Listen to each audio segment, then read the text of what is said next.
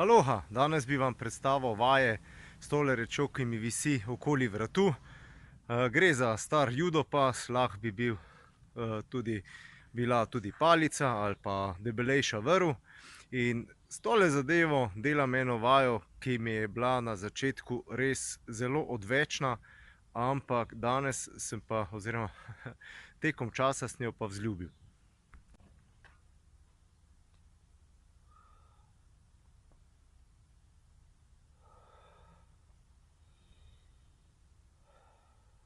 Gre za vajo, ki se ji reče v angleško govorečem prostoru shoulder dislocation.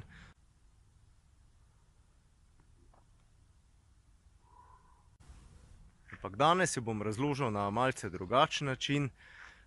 Gre za to, da se naučimo eno vajo tudi varirati, in to sem se naučil zaradi tega, mislim, izvor te ideje izvira še iz časa borilnih veščin, ko sem se spraševal, a lahko eno tehniko, ki izvajam na tleh, izvajam tudi stoje in obratno. In tako sem se začel igrati z raznimi nivoji izvajanja različnih vaj.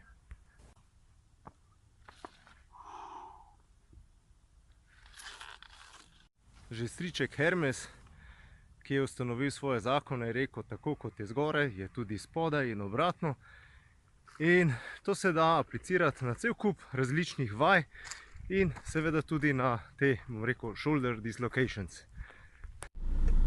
Kot vidite, imam tole zadevo vedno tudi v avtu, kar v nahrbtniku, in na ta način lahko to vajo izvajam kjerkoli, kadarkoli, kjer sem pač na poti z avtom. Kul, a ne? Pomembno pri tej vaji je, da dihate medtem, ko izvajate, da ne zadržite diha in da izvajate počasi, z občutkom, in da niso prisotne bolečine.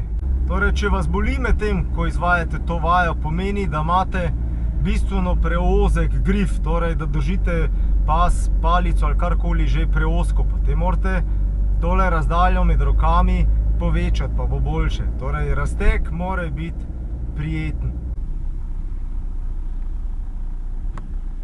Ta vaja ima toliko blagodejnih učinkov na ramenski obroč, da bi jo predpisal med vsakim odmorom v šolah in namesto čika in kave na delovnih mestih. Tako da, dajte jo poskusiti.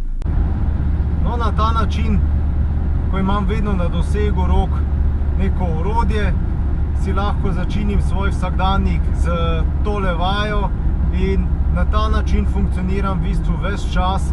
In veste, minute se seštevajo, mogoče se vam zdi minuto tam, da to ni nič, a ne? Ampak ni res. In na koncu dneva jaz pridem recimo na 5 minut izvajanje te vaje, kar je že kar precej. 5 minut vsak dan je kar nekaj, a ne? Boljš to, ko pa nič. Tako da, razmislite, kako si lahko začinite svoj vsakdanjik tudi vi. No in zdaj vidite, pod kakšnimi pogoji nastajajo ti vlogi med sprehajanjem psa in odhajanje v službo. Če obstaja coffee to go, potem sem jaz danes verjetno izumil vlog to go. Išola. Če želite več takšnih idej in namigov, kako si lahko začinite svoj vsakdanjik z gibanjem in kako lahko lepo poskrbite za svoje telo, se lahko pridružite naši zaprti Facebook skupini o telesu. Sem Robert Lisac, profesor športne vzgoje, trener borilnih